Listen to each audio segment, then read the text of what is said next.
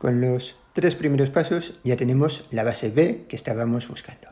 Nos falta encontrar la base B'. Antes de ver este vídeo, paradlo y pensad cómo encontrar la base B'.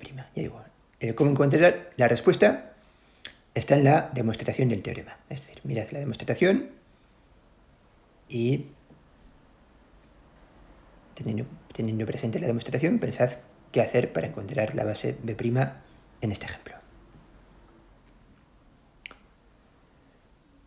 En la demostración lo que vemos es que los primeros vectores de la base de B' son las imágenes de los vectores de la base B que no están en el núcleo de F. En este caso, los vectores de la base B que no están en el núcleo de F son V1 y V2. Es decir, las imágenes de V1 y de V2 van a ser los primeros vectores de la base B'. ¿Vale? O sea, ya digo, la base B', según la demostración del teorema, estará formada por 3 vectores, V1', V2', V3', con V1' igual a la imagen de V1 y V2' igual a la imagen de V2.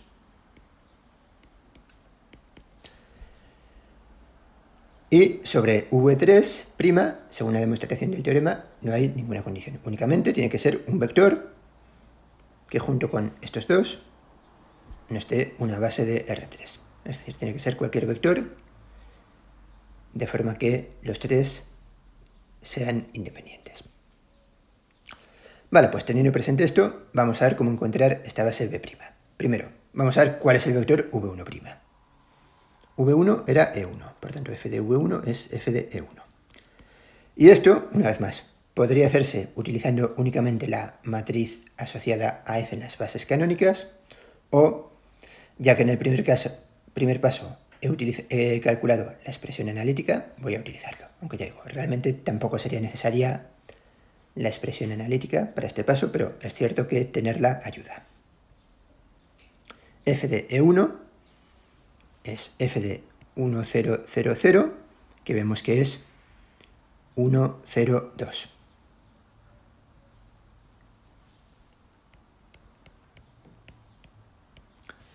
Y V2 será E2, f de E2 es f de 0, 1, 0, 0. Nos vamos a la expresión analítica de f, y f de 0, 1, 0, 0 es menos 1, 1, menos 1.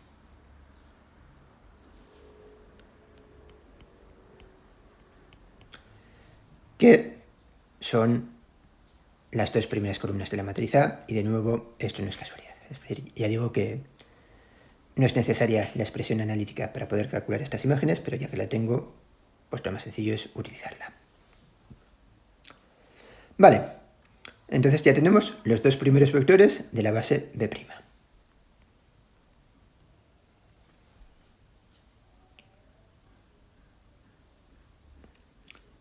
Como tercer vector queremos cualquiera que sea independiente de estos dos. Una vez más, sabemos que, perdón, aquí he puesto V2, debería ser V2'. Sabemos que podemos encontrar este tercer vector V3' entre los vectores de la base canónica, por el lema de sustitución. Es decir, hay que encontrar un vector de la base canónica que, junto con estos dos, forme un conjunto independiente. Vale, pues podéis comprobar que podemos tomar como V3' el tercer vector de la base canónica de R3. Vale, la forma de verlo es que la matriz que tiene estas filas tienen el determinante distinto de 0, desarrollando el determinante por esta fila, ¿no? Si desarrollamos por esta fila, el determinante de la matriz queda el mismo que el determinante de esta submatriz, que es 1 distinto de 0. Vale, esta es una forma rápida de verlo, pero como digo, no es necesario hablar de determinantes para encontrar este vector v3'. Vale, y así ya tenemos la base b'.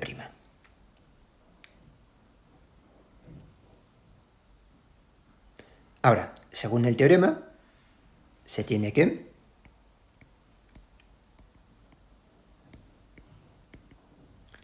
la matriz asociada a F en estas bases que he encontrado, B y B', es...